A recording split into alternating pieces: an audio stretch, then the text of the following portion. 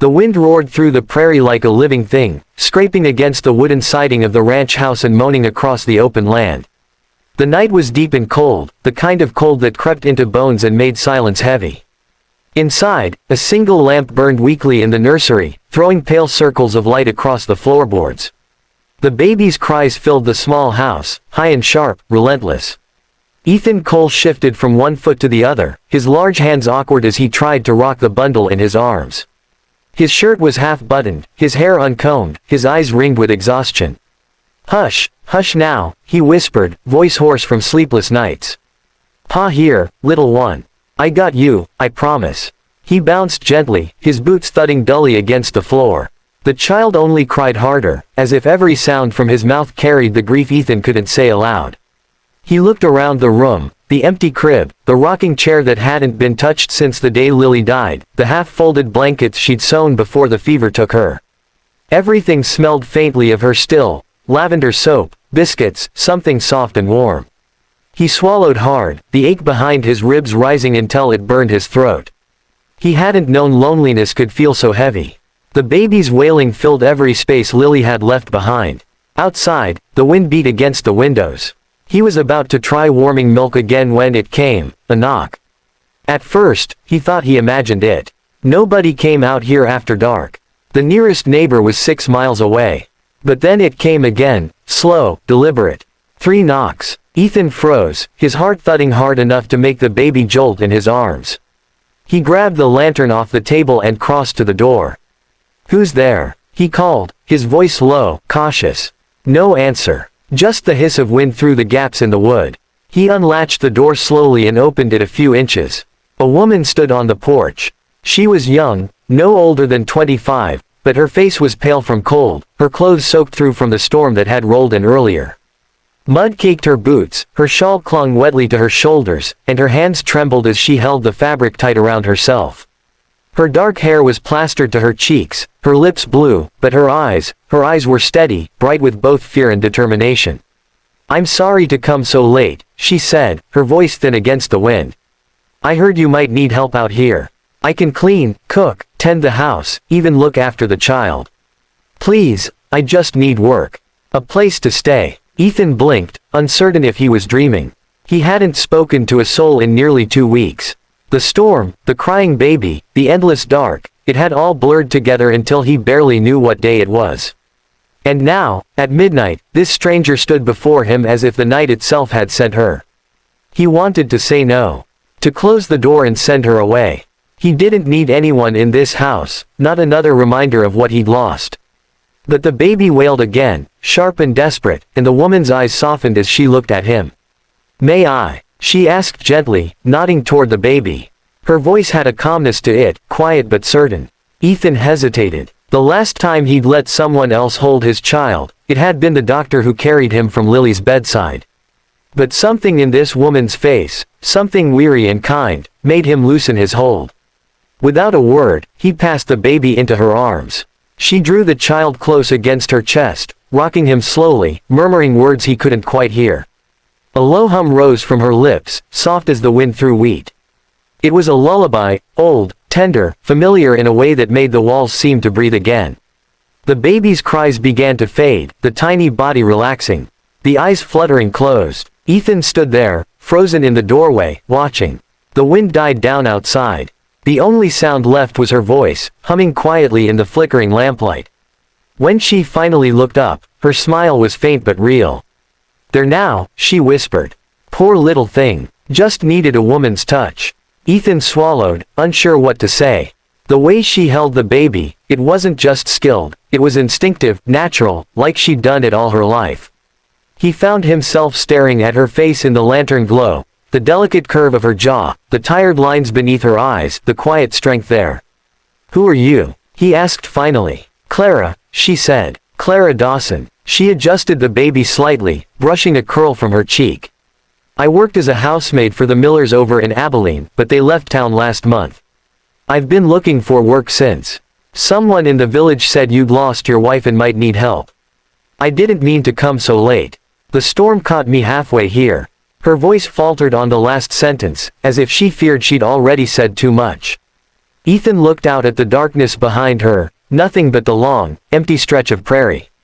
She'd walked here, alone, in the storm, just for work. You can't stay out there, he said finally, his voice rough. There's a spare room upstairs. You can stay the night. We'll talk in the morning. Clara's eyes widened slightly, then softened with gratitude. Thank you, Mr. Cole, he said. Ethan Cole. Thank you, Mr. Cole, she murmured, stepping inside. The warmth of the lantern light wrapped around her as she crossed the threshold. The baby, now asleep in her arms, made a small sound and nestled closer to her. Ethan shut the door behind them, shutting out the storm, the wind, the endless night. She followed him quietly through the narrow hall. The house smelled of smoke and milk, of loneliness. He gestured to a small room off the kitchen, bare but clean. You can stay here for now. There's blankets in the chest. Clara nodded. You've been doing this all on your own. He hesitated, glancing at the sleeping child. Trying to. You've done well, she said softly. No one had said that to him since Lily died. The words hit him harder than he expected. He cleared his throat and nodded toward the lantern. If you need anything, like that, I'll hear it from the next room. She smiled, the kind that held both kindness and sorrow. I'll be fine. Thank you again. Ethan took the baby from her carefully and laid him back in the crib. The child stirred, then sighed and slept on. The quiet that filled the house after was the gentlest silence Ethan had known in weeks. He turned back toward the doorway. Clara stood there, still damp from the rain, brushing her hair from her face. Her eyes met his for a moment, soft and steady. Good night, Mr. Cole, she said. He nodded. Good night, Miss Dawson. When he finally went to his own room, he paused by the crib one last time. The baby slept soundly, one tiny hand curled against his cheek. Outside, the wind had softened to a whisper. For the first time since Lily's passing, Ethan felt something close to peace. And in the quiet shadows of the house, he knew one thing for certain: he hadn't just opened the door for a stranger that night. He'd opened it to something that might just save them both. The dawn broke slowly, spilling thin gold light over the endless plains. Mist hung low across the fields, curling around the fences and barns like a memory that refused to fade. Inside the ranch house, it was warm for the first time in months. The faint smell of coffee drifted through the air, mingling with something Ethan hadn't smelled since Lily, fresh bread baking.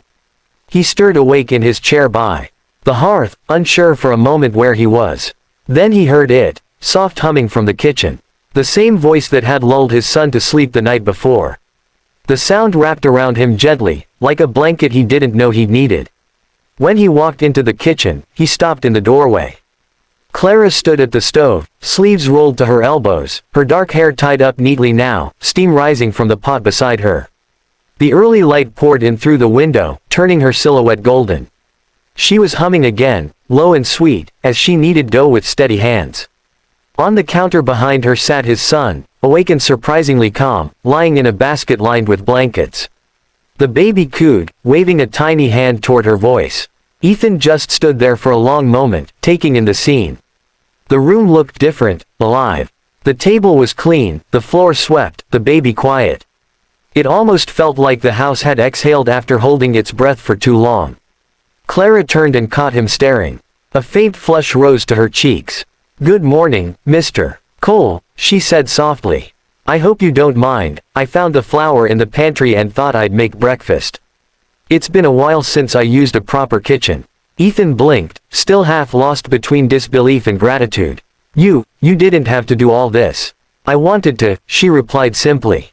The house felt lonely when I came down. I thought maybe it needed some warmth.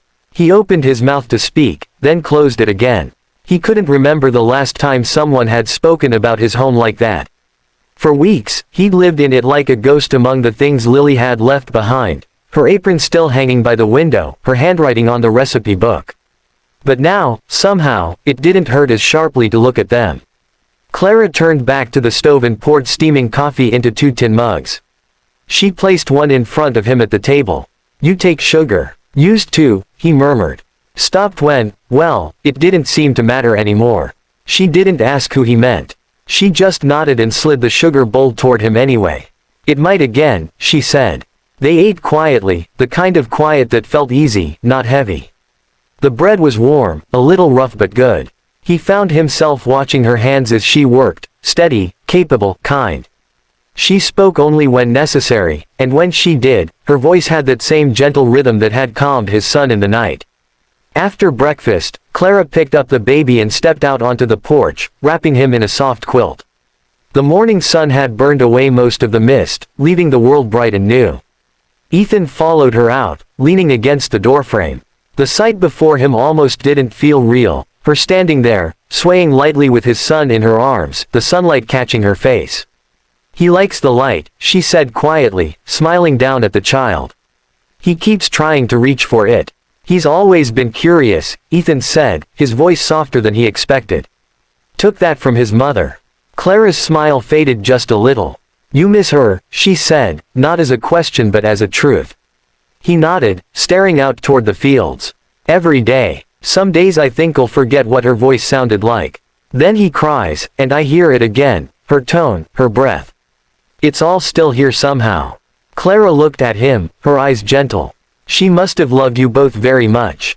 "She did," he said quietly. "Too much, maybe. She'd give everything of herself until there was nothing left." A silence fell between them, filled only by the soft cooing of the baby. The prairie wind brushed against them, carrying the scent of dry grass and faraway rain. Ethan studied Clara for a moment. There was a quiet strength in her, something different from pity or kindness. She wasn't trying to fix him or fill the space Lily had left, she was simply there. Steady. Present. "You said you came from Abilene," he said after a while. "That you were walking." She nodded, eyes fixed on the horizon. "The Millers left suddenly. Said there wasn't work enough to keep me on. Then the town caught fire last spring, half the homes gone overnight. I didn't have family to go back to. I heard from a trader in town that a rancher out here was alone with a baby. I figured maybe someone like that might need a hand." Ethan gave a faint, humorless smile. "That'd be me, I suppose. You didn't seem too glad to see me last night," she said lightly. He glanced at her, a trace of guilt tugging at him. "Wasn't sure if you were real." Her laughter was soft, almost like wind through wheat.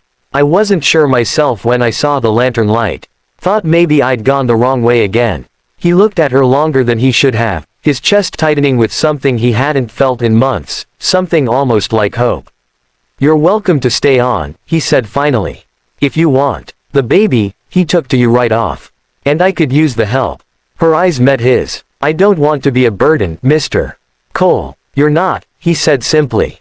"Not even close." Clara smiled then, a real one this time. She looked down at the baby, brushing a thumb across his tiny hand. "Then I'll stay," she whispered. They spent the rest of the morning working side by side. Ethan repaired a broken fence post while Clara hung fresh linens on the line, the white fabric snapping in the wind. At one point, he caught her standing by the corral, watching him work. When their eyes met, neither looked away. Later, they sat again on the porch as the sun climbed high, the baby asleep between them in a wicker cradle. The silence was easy, filled with the hum of insects and the creak of old wood. "You've got a good place here," Clara said at last. "It just needed a little life again." Ethan's gaze drifted across the land, his burden, his only inheritance. "Didn't feel like it was worth keeping after Lily," he admitted. "But now, I don't know. Feels different today." Clara tilted her head, her dark hair catching the light. "Sometimes things come back to life when you least expect them to." Ethan looked at her, really looked, and something inside him shifted. It wasn't love, not yet, but it was the faint, undeniable beginning of it. The slow thaw after a long, bitter winter. As the wind softened and the day stretched quiet and wide before them, he found himself saying words he hadn't planned to. "Clara," he murmured, his voice low, "you don't have to look for another place. If you want, this can be your home too." Her lips parted slightly, eyes shining with something between surprise and tenderness. "I don't expect anything from you," she said softly. "I just want to help where I can." He nodded. "Then help me start over." For a moment, the world seemed to pause, the light, the breeze, even the creak of the porch beneath their feet. Clara reached out, brushed the baby's cheek, then looked back at Ethan and smiled. "All right," she said quietly. "We'll start over." And as the baby sighed in his sleep and the sun warmed their faces, it felt, if only for that fragile moment, like the worst of the storm had finally passed.